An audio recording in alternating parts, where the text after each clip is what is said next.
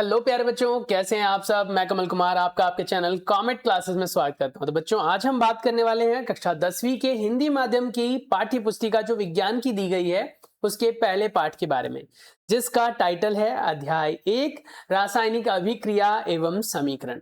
इस पाठ को बड़े ही प्यार से समझेंगे और ये मैं आप लोगों के लिए हैंडमेड नोट्स के फॉर्म में लेकर आया हूं। बहुत ही प्यारा है। जितनी भी चीजें बताई जाएंगी अगर आप उसे लिख लेते हो तो बहुत हेल्पफुल रहने वाला है। बाकी आप लोगों को ये नोट्स चाहिए होंगे तो please let me know in comment section में। आप लोगों के साथ शेयर करूंगा, आप उसे पढ़ना और डेफिनेटली आप बहुत अच्छा स्कोर करने वाले अपने मिड टर्म एग्जाम में। और कह सकते हो कि आपके जो बोर्ड है उसकी तैयारी बहुत अच्छी होने वाली है। हाँ, बस थोड़ा सा साथ देना पड़ेगा आप लोगों को। मेरी वीडियोस को टाइम टू टाइम जो अपलोड होगी वो आपको देखना है और देखने के बाद रिस्पॉन्स करना है कि आपको समझ में क्या आया क्या नहीं आया। चैप्टर का टाइटल जैसा कि आप सभी जानते हैं और यहां पर देख ही चुके हैं। चैप्टर का टाइटल क्या है हमारा? अध्याय 1 रासायनिक अभिक्रिया एवं समीकरण। इसके अंदर हम रासायनिक अभिक्रिया के बारे में जानेंगे। पहले तो ये समझेंगे कि कौन सी अभिक्रिया रासायनिक होती है और कौन सी भौतिक। देखो बच्चों, अभिक्रिया को दो वर्गों में बांटा गया है, भौतिक और रासायनिक। हम भौतिक के बारे में तो जानते हैं, जिसमें कोई नया पदार्थ नहीं बनता, सिर्फ उसकी आकृति और आकार में परिवर्तन आता है। वहीं पर अगर आप रासायनिक प्रक्रिया की बात करें, रासायनिक अभिक्रिया की बात करें, तो उसमें बहुत कुछ बदलाव देखने को मिलते हैं। अब वो कौन कौन से गुण हैं, गुणधर्म हैं, उन सब के बारे में चर्चा करेंगे। उम्मीद करता हूं कि वीडियो को लास्ट तक आप जरूर देखेंगे। चलिए शुरू करते हैं हमारे इस वीडियो को जो ऑलरेडी स्टार्ट हो चुकी है। तो स्पेशली आप यहां पर पढ़ने वाले हैं अभिक्रिया के बारे में, आप पढ़ने वाले हैं बदलाव के बारे में, प्रोसेसेस के बारे में, और जितने कुछ भी आप आसपास में चेंज देखते हैं उन सब को रिलेट कर पाएंगे अपने इस चैप्टर के साथ। तो चलिए चलते हैं फर्स्ट स्लाइड पर।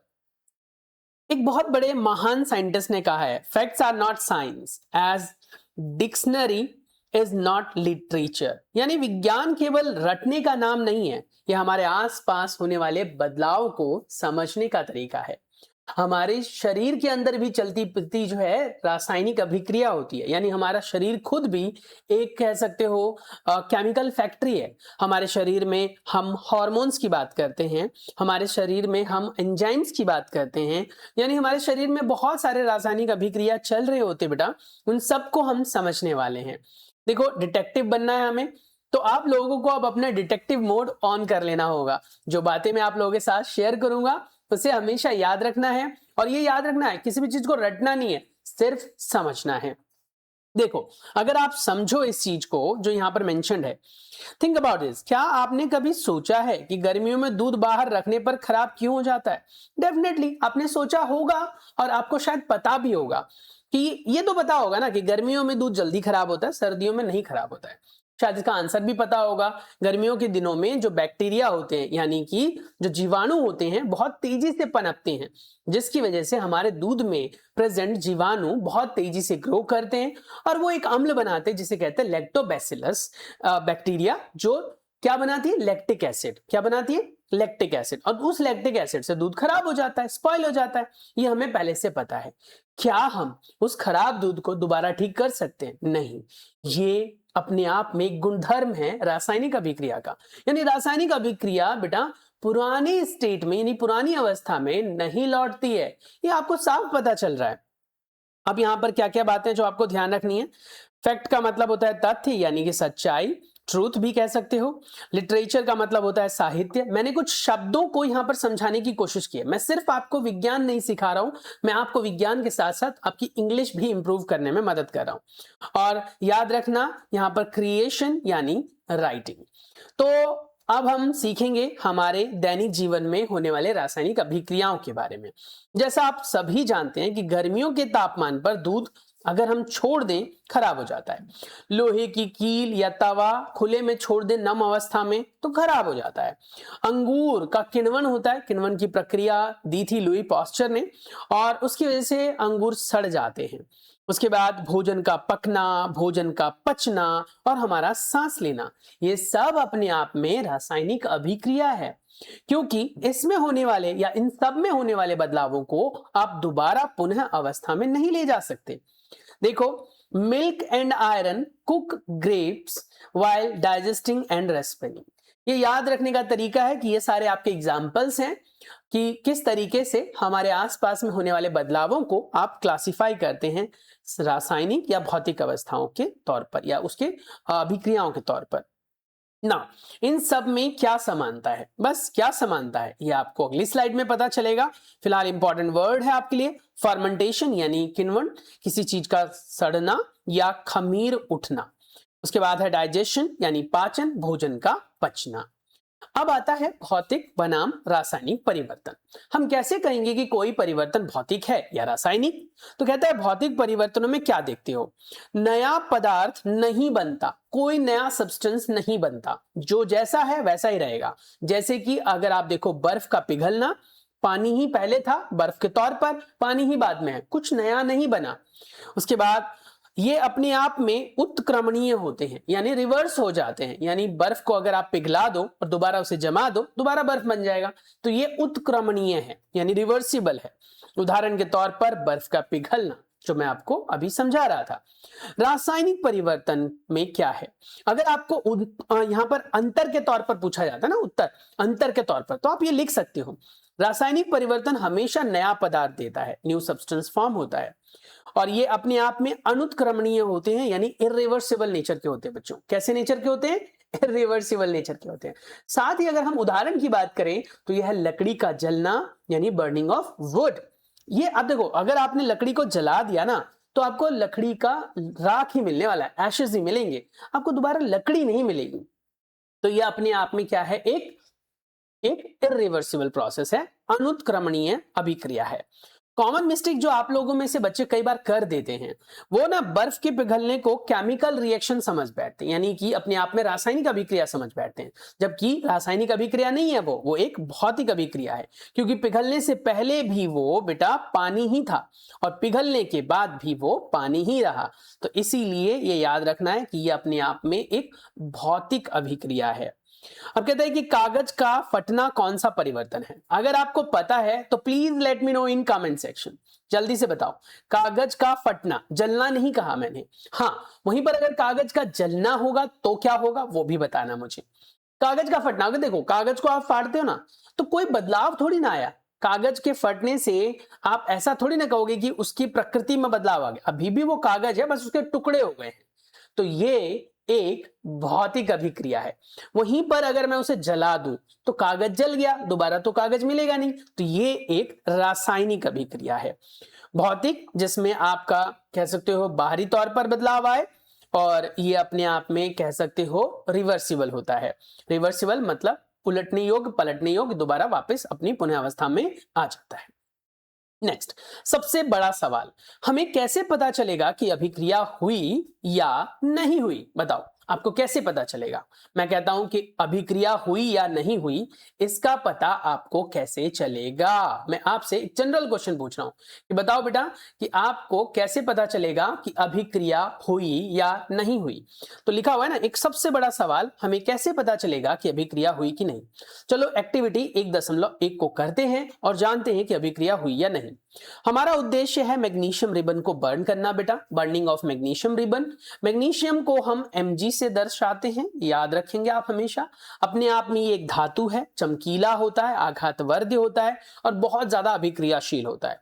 इतना कि अगर आप इसे खुले में रख दोगे तो इसके ऊपर एक परत चढ़ जाती है, जिसकी वजह से इसको हम आगे नहीं जला पाते। इसीलिए इसको जलाने से पहले हमें इसे घिसना पड़ता है सैंड पेपर से, ठीक है, रेगमार से। उसके बाद आपको सामग्री क्या क्या चाहिए इस अभिक्रिया को करने के लिए? देखो किसी भी एक्सपेरिमेंट को जब आप करते हो ना तो सबसे पहले आपको चाहिए, हमें पता कैसे चलेगा कि अभिक्रिया हुई, इसके लिए हमें एक्टिविटी जो करनी है बेटा उसके लिए उद्देश्य चाहिए। उद्देश्य मतलब हम क्या करने वाले हैं, तो हम मैग्नीशियम रिबन को जलाने वाले, ये हमारा उद्देश्य है। अच्छा, हमारा यहां पर सामग्री क्या चाहिए? तो सामग्री में चाहिए मैग्नीशियम के रिबन, लगभग 3 से 4 सेंटीमीटर की चाहिए होगी आपको। रेगमाल चाहिए होगा जिसे आप सैंड पेपर कहते हैं बेटा। चिमटा चाहिए होगा जिसे आप टोंग कहते हैं। बर्नर चाहिए होगा जलाने के लिए, माचिस की तीली से नहीं जलेगा ये। और वॉच ग्लास चाहिए निरीक्षण करने के लिए, ठीक है, जो शीशे का बना होता है।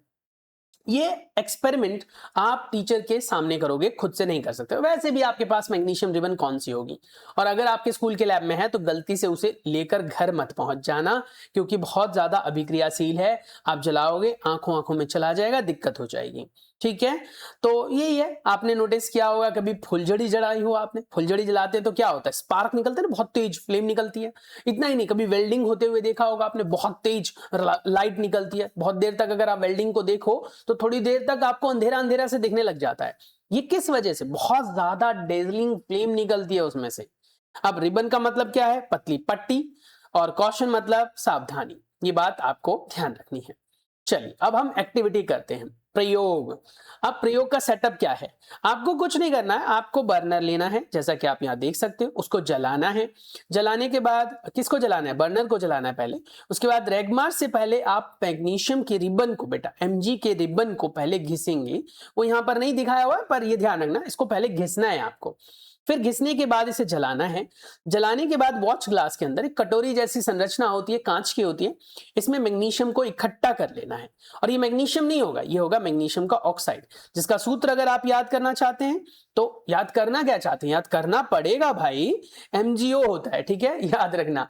और ऑक्साइड का मतलब क्या होगा? किसी चीज का बर्न होकर ऑक्सीजन से अभिक्रिया करना, दैट इज कॉल्ड ऑक्साइड। तो मैग्नीशियम ऑक्साइड बनेगा। अब यहां देखो राख का रंग कैसा है, व्हाइटिश होता है, थोड़ा सा सफेद होता है। और ये इसके मतलब बता रखे हैं, राख क्या होता है, जलने के बाद बचा पदार्थ राख कहलाता है, और पकड़ने के लिए उपयोग में आता है टोंग। अब करना कैसे है? रिबन को चिमटे से पकड़ें, बर्नर पर जलाएं, राख को इकट्ठा करें वॉच ग्लास में, जैसे कि यहां पर भी चित्र दिख रहा है। ये वॉच ग्लास है जो आपको दिख रहा है, और इसमें रिबन को हम जलाकर इकट्ठा करेंगे। ठीक है यहां तक। अब एक्टिविटी यानी क्रियाकलाप जो आपने 1.1 किया, इससे हमने क्या निष्कर्ष निकाला? प्रेक्षण, मैग्नीशियम रिबन चमकदार श्वेत लौ के साथ जलता है, डेजलिंग फ्लेम के साथ जलता है, व्हाइट कलर का होता है, बहुत मैसिव लाइट निकलती है। और बेटा लौ तो निकलती है, साथ ही बेटा हीट निकलती है, यानी ऊष्मा निकलेगी। और बेटा क्या निकलेगी? ऊष्मा निकलेगी, और बहुत ज्यादा लौ निकलती है, फ्लेम निकलती है। ठीक है, उसके बाद कैसा चूर्ण होता है? ये व्हाइट कलर का पाउडर होता है, कीप इन माइंड। कैसा होता है? व्हाइट कलर का पाउडर होता है, याद रखेंगे आप। ठीक है, निष्कर्ष क्या निकाला हमने? यह सफेद कलर के चूर्ण के, यानी कि मैग्नीशियम ऑक्साइड के रूप में हमें मिल जाता है, जिसका सूत्र मैंने प्रीवियस स्लाइड पर बताया था, वैसे आपको यहां पर भी दिख रहा है। मैग्नीशियम ने जब ऑक्सीजन से अभिक्रिया की तो मैग्नीशियम ऑक्साइड बना। Magnesium plus oxygen gives to magnesium oxide which is white colour powder. क्या हम इस राख से वापस दोबारा मैग्नीशियम बना सकते हैं? सवाल पूछ रहा है, तो हम कहेंगे जी नहीं, ये नहीं बना सकते हम, ये हम कभी नहीं बना सकते। राख से दोबारा मैग्नीशियम कैसे बना सकते हो? नहीं बना सकते हो, ये अपने आप में इरिवर्सिबल है। वो हमने पढ़ा था, केमिकल रिएक्शन कभी भी ऊपर वापस नहीं जाता, तो ये अनुत्क्रमणीय प्रक्रिया है, याद रखना। डेजलिंग का मतलब होता है बहुत चमकदार, इतना कि आंखें चुंधिया जाएंगी। मतलब चुंधियाना मतलब क्या हो गया? जब आप देखोगे उसे थोड़ी देर बाद आपको आसपास में सब कुछ ब्लैक ब्लैक दिखेगा, या ढंग से दिखेगा नहीं। और फ्लेम का मतलब क्या होता है? लॉ। नाउ अब यहां से हमने सीखा क्या? सीखा उसके बेस पर समझो। मैग्नीशियम के रिबन को जलाने से पहले रेगमाल से रगड़कर साफ क्यों किया जाता है? बहुत ज्यादा इंपॉर्टेंट प्रश्न है ये। अगर आप पेपर की तैयारी कर रहे हो तो बेटा पढ़ लो, समझ लो। इसलिए क्योंकि मैग्नीशियम बहुत ज्यादा क्रियाशील धातु है, खुली हवा में रखने पर, और ऐसे पॉइंट वाइज लिखना है आपको। इसी तरीके से जब आप पॉइंट वाइज लिखोगे ना, जैसे पहला पॉइंट लिखा, मैग्नीशियम क्या है? एक अभिक्रियाशील धातु है। डेफिनेटली कह रहा हूं, अगर ये 3 नंबर का क्वेश्चन हुआ ना, तो इसमें आपको 1 नंबर मिलेंगे, इसमें आपको 1 नंबर मिलेंगे, और इसमें आपको 1 नंबर मिलेंगे। पॉइंट वाइज लिखने से ये फायदा होता है। वहीं पर अगर आप इसको पैराग्राफ के फॉर्म में लिख दोगे ना, तो टीचर उस पूरे के शायद आपको 2 नंबर 2.5 नंबर देगा, आधा नंबर कहीं ना कहीं काट लेगा। पॉइंट वाइज लिखो, सो दैट टीचर के दिमाग में एक प्रेशर जनरेट कर सको कि मैंने 3 पॉइंट लिखे तो आपको 3 नंबर देने होंगे, इस तरीके से। तो मैग्नीशियम बहुत अभिक्रियाशील धातु है, और खुली हवा में रखने पर मैग्नीशियम ऑक्साइड की एक सुरक्षात्मक परत जम जाती है, जो उसके ऊपर लेयर बन जाएगी, और जिसकी वजह से उसे जलाना बहुत मुश्किल होगा। यह परत उसे जलने से रोकती है, और रेगमाल से हम इसे हटाते हैं, जिससे हम उसे आसानी से जला सकें। अब वही कह रहा है कि क्या अगर आप उसे बिना जलाए, मतलब बिना साफ किए जलाते तो क्या जलता? नहीं जलता, क्योंकि वो उसके ऊपर की जो प्रोटेक्टिव लेयर है, यानी सुरक्षात्मक परत, वो उसे अंदर जलने से रोकती। बिल्कुल वैसे ही समझ लो जैसे कि लोहे पर जब जंग लगता है तो ऊपर एक परत चढ़ जाती है और उसकी वजह से लोहा गंदा दिखता है, तो उसको साफ करने के लिए आप पहले उसे रेगमार से घिसोगे, है ना, तब वो चमक अंदर वाली बाहर निकल कर आएगी। लर्निंग हैक में क्या है, always mention protective layer of magnesium oxide. ये अगर आप लिखोगे, जो मैंने यहां पर पॉइंट मार्क किया है, देखो यहां लिखा है ना, हाईलाइट किया है, सुरक्षात्मक या रक्षात्मक परत, ये जरूर लिखना है। ये अगर नहीं लिखोगे, ये इसका की पॉइंट है। जब टीचर्स कभी भी बेटा आपके आंसर्स ढूंढते हैं ना या आंसर्स पढ़ते हैं ना, तो वो की पॉइंट को ढूंढना चाहते हैं, मतलब वो ये जानना चाहते हैं बच्चा किस वजह से इसे लिख रहा है ना। तो अगर हम इसे बिना साफ किए जलाएंगे तो ये नहीं जलेगा। प्रोटेक्टिव मतलब सुरक्षात्मक, लेयर मतलब परत। अब आ जाओ 1.2 वाली एक्टिविटी पर। कहता है कि आप ले लो दो ऐसी लिक्विड्स जिनका कोई रंग नहीं है, यानी रंगहीन है, और वो दो लिक्विड है आपके पास लेड नाइट्रेट और पोटेशियम आयोडाइड। क्या है बेटा, लेड नाइट्रेट और पोटेशियम आयोडाइड। अब इन दोनों को आप मिलाओ, मिलाने के बाद यहां पर जैसे ही मिक्स करोगे तो इसका कलर बन जाएगा बेटा येलो। येलो मतलब पीला। अब इसमें एक्टिविटी कैसे करनी है, तो कहता है क्या, एक परख नली में आपको लेड नाइट्रेट का घोल लेना है और लेड नाइट्रेट को मतलब मिला लेना है पानी में, और दूसरे में पोटेशियम आयोडाइड को मिला लेना है। ठीक है, जब हम दोनों एक जैसे तरल दिखने में बिल्कुल एकदम श्वेत होंगे, श्वेत तो नहीं कह सकते, बिल्कुल पानी जैसा होता है, ठीक है, पानी की तरह बिल्कुल होंगे साफ, और जब उन दोनों को मिलाएंगे तो क्या होगा, मिलाने से होगा क्या, चलो अगले स्लाइड पर चलते हैं, तब पता चलेगा मिलाने से कैसे होगा। जैसे ये बच्चा दो परख नली ले रहा है, एक टेस्ट ट्यूब इधर है, एक टेस्ट ट्यूब इधर है, इन दोनों को इसने मिलाया, मिलाने के बाद यहां पर कलर में चेंज वो देखेगा। ठीक है, अब वो कलर में क्या चेंज दिखता है, तो कहता है कि भैया अब हमारे पास ये हो गया पीला। ठीक है, अब प्रेक्षण में क्या देखा, रंग में जादुई बदलाव आया। जैसे ही दोनों रंगहीन यानी पोटेशियम आयोडाइड भी रंगहीन था, लेड नाइट्रेट भी रंगहीन था, जब उन दोनों को मिलाया तो येलो कलर का सब्सटेंस बना। अब येलो कलर का जो सब्सटेंस है वो क्या है, ये है लेड आयोडाइड। ठीक है, और ये किस तौर पर मिलेगा आपको, प्रेसिपिटेट के तौर पर, यानी अवक्षेप के तौर पर मिलेगा। यानी बाद में जो वो पीले कलर का सॉल्यूशन तैयार हुआ, यहां पर अंडरलाइन भी किया हुआ है, पीले कलर का सॉल्यूशन तैयार हुआ वो है लेड आयोडाइड, और लेड आयोडाइड का कलर कैसा होता है, पीला, पेपर में पूछा जाता है। अब कहते हैं अवक्षेप होता क्या है, डेफिनेशन, अवक्षेप क्या है, इसकी परिभाषा, जब दो तरल मिलते हैं और एक ठोस पदार्थ बनता है जो पानी में घुलता नहीं, उसे अवक्षेप कहते हैं। यानी दो तरलों को मिलाने से एक ठोस बनता है जो पानी में घुलता नहीं, उसे अवक्षेप कहते हैं। क्या कहते हैं बच्चों, अवक्षेप कहते हैं। क्या रंग का बदलना रासायनिक अभिक्रिया का पक्का सबूत है? हाँ, रंग का बदलना एक सबूत है। आप देखो, अगर आप कोई भी अभिक्रिया लेते हो, किसी चीज को जलाते हो, कोई चीज बदलती है, रंग बदल जाता है, तो रंग का बदलना भी एक अपने आप में गुणधर्म हुआ रासायनिक अभिक्रिया का। रासायनिक अभिक्रिया में अब तक हमने दो गुणधर्म पढ़े, पहले अवस्था का बदलना, ठोस से पाउडर फॉर्म में हो गया था। दूसरा हमने पढ़ा था बेटा उसी एक्टिविटी में कि ये अनुत्क्रमणीय होते हैं, वापस नहीं हो सकता। तीसरा हमने पढ़ा कलर में बदलाव आता है, रंग बदल जाता है, जो पहले रंगहीन था वो रंग युक्त हो गया, इस अभिक्रिया में हमने देखा। तो प्रेसिपिटेट क्या होता है, अवक्षेप, घुलना यानी मतलब घुलना मतलब किसी भी चीज को पानी में मिला लेना, कलरलेस मतलब रंगहीन। अब आ जाओ एक अलग एक्टिविटी पर, एक्टिविटी नंबर 1.3। अब इसको करके देखते हैं कि यहां से क्या मिलता है हमें पढ़ने के लिए। तो कहता है कि दानेदार जिंक ले लो। जिंक को हिंदी में कहा जाता है बेटा जस्ता, जिंक एक इंग्लिश वर्ड है। तनु अम्ल की अभिक्रिया करानी है। तनु अम्ल में आप तनु सल्फ्यूरिक अम्ल ले सकते हो, तनु हाइड्रोक्लोरिक अम्ल ले सकते हो, और जैसे ही उसे मिलाओगे तो होगा क्या, ध्यान से देखो, दानेदार जिंक लेना है आपको, तनु हाइड्रोक्लोरिक अम्ल लेना है, चाहे तो वो आप डाइल्यूट HCl ले लो, चाहे H2SO4 ले लो।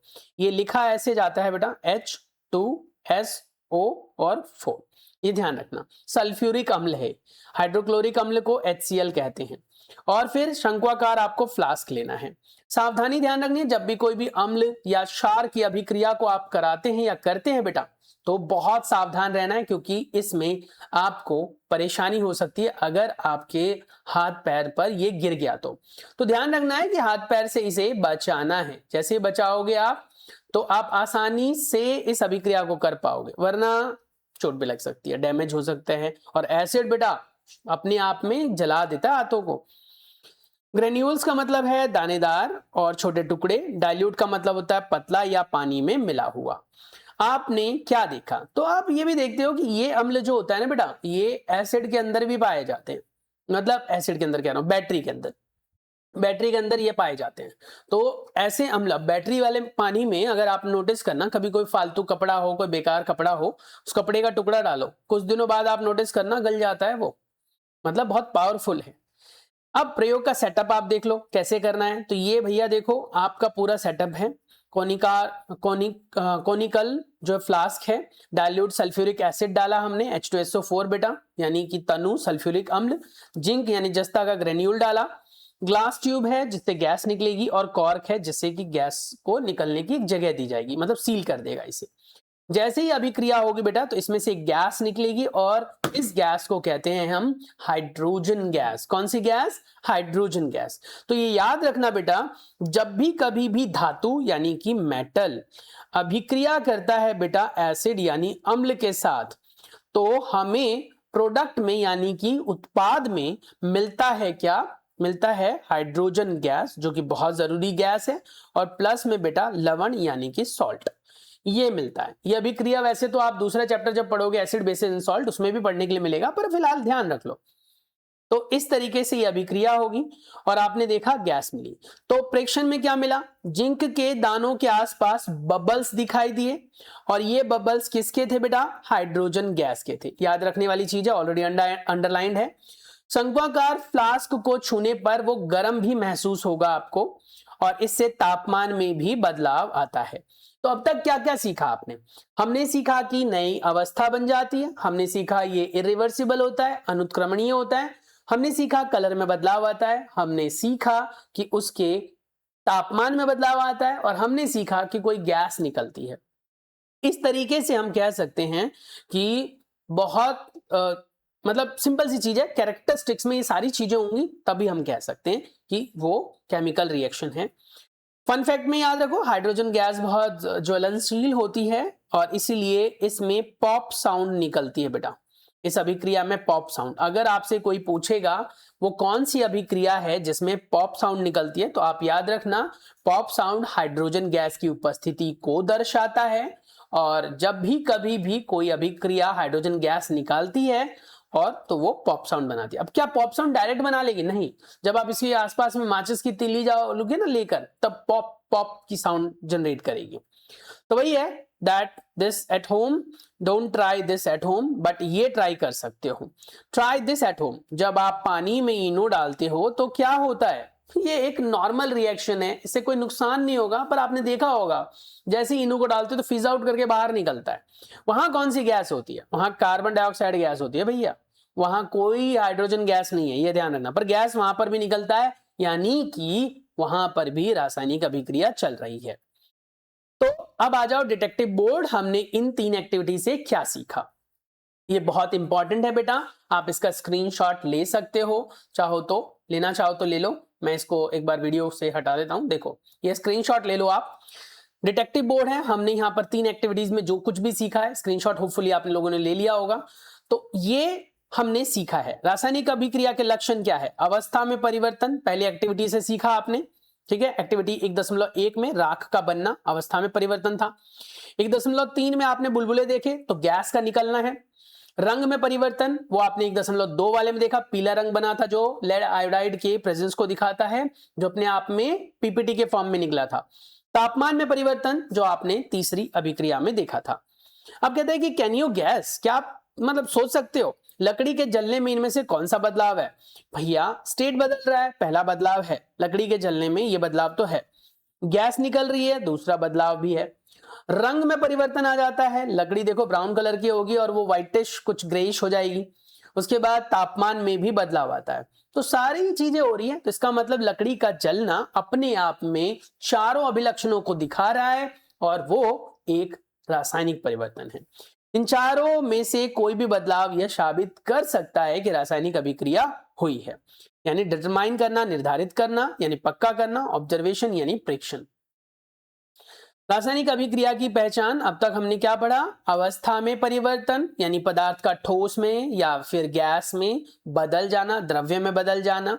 रियल लाइफ का एग्जाम्पल है मोमबत्ती का जलना। मोम ठोस से गैस बन जाता है और वो जलता है। उसके बाद रंग में परिवर्तन, लोहे का जंग लगना। देखो आप रियल लाइफ में लोहे पर जंग लगता है, सिल्वर से वो भूरा लाल हो जाता है। तो लोहे का जो रस्ट है, जंग है, वो कैसे रंग का है? भूरे लाल रंग का। ये देखो ये प्योर है, ये प्योर है, साफ सुथरा है, और ये रस्टेड है, इसमें जंग लग गई है। ऐसे ही कहता है सॉलिड से लिक्विड बन जाता है, लिक्विड से गैस बन जाता है। तो ये अपने आप में परिवर्तन है। इसे कहते हैं बेटा अवस्था में बदलाव करना। इसी चीज को आप अपने घर के डेली लाइफ के एग्जाम्पल से भी देख सकते हो। कभी सेब को काटकर काफी लंबे टाइम के लिए आपने छोड़ा हो, तो सेब जो होता है वो उसके शेप के ऊपर जो भी शेप बनी होगी, जो भी उसका आकार होगा, उसको जब काटा होगा आपने तो अंदर व्हाइट मिला होगा, बट थोड़ी देर बाद वो कुछ ऐसा ही मतलब रस्टेड जैसा कुछ हो जाता है ना, भूरे भूरे जैसा हो जाता है। तो एक तरीके से वहां पर भी रासायनिक अभिक्रिया चल रही है।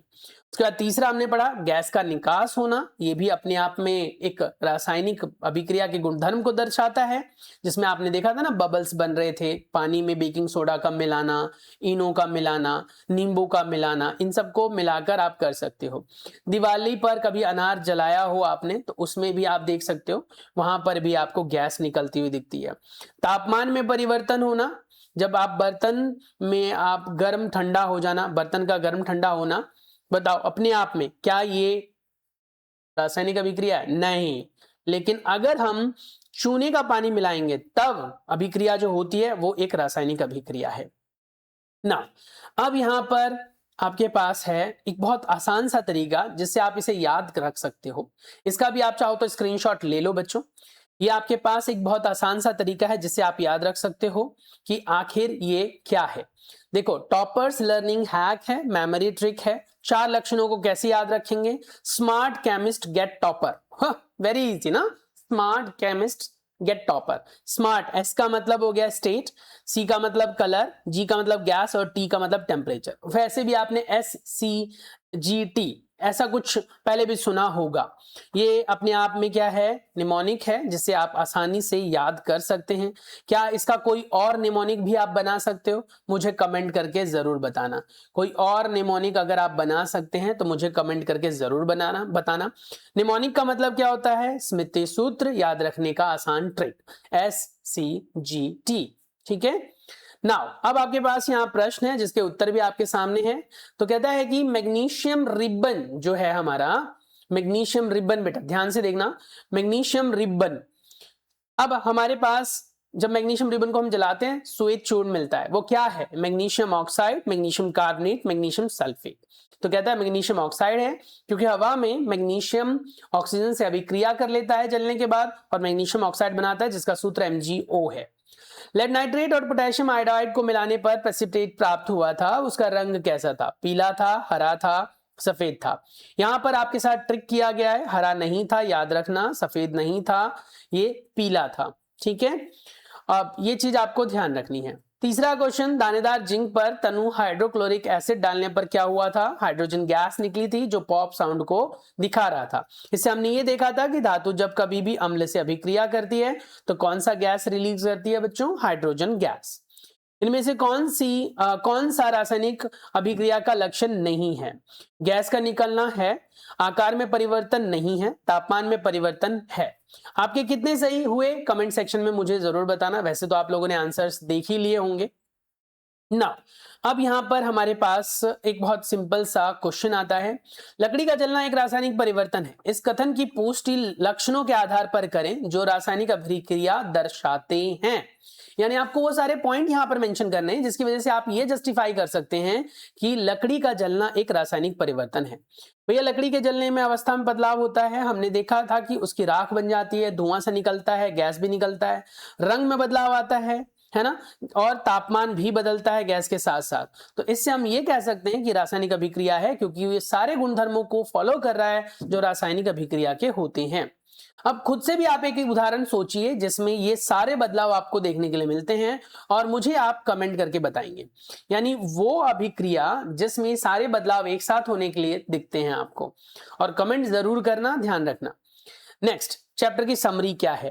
भौतिक अभिक्रिया उत्क्रमणीय होती है, कोई नया पदार्थ नहीं मिलता। रासायनिक अभिक्रिया अनुत्क्रमणीय होती है, नया पदार्थ मिलता है। मैग्नीशियम रिबन सफेद रंग का होता है, मतलब शाइनी कलर का होता है, राख उसका मैग्नीशियम ऑक्साइड का सफेद होता है। लेड नाइट्रेट पोटेशियम आयोडाइड के साथ मिलकर पीला अपशेप देता है। जिंक हाइड्रोजन गैस निकालता है, गर्मी निकालता है। SCGT आपको ट्रिक बताया था। तो अब आप लोगों ने जो कुछ भी पढ़ा सीखा, इससे आप आराम से समझ सकते हो और समझ चुके हो कि अभिक्रियाएं क्या होती है। लगभग 30 मिनट में मैंने आपको रासायनिक अभिक्रिया के बारे में वो सारी चीजें बताई, बार बार रिपीट करके बताई। हो सकता है बहुत सारे बच्चे बीच में ही छोड़कर चले गए हों सेशन को, लेकिन मैंने अपनी पूरी एफर्ट लगाने की कोशिश की है। तो अब तक जो कुछ भी सीखा आपने, मोर देन इनफ था। अगली वीडियो में हम बेटा आगे कंटिन्यू करेंगे इस चैप्टर को। अगर आपको मेरे पढ़ाने का तरीका, समझाने का तरीका और मेरी एक्सप्लेनेशन के पैटर्न में कुछ ऐसा मिला जिससे आपको समझने में आसानी हुई, तो प्लीज चैनल को सब्सक्राइब जरूर कर लेना। मिलता हूं नेक्स्ट वीडियो के में, तब तक के लिए stay tuned, take care, bye bye.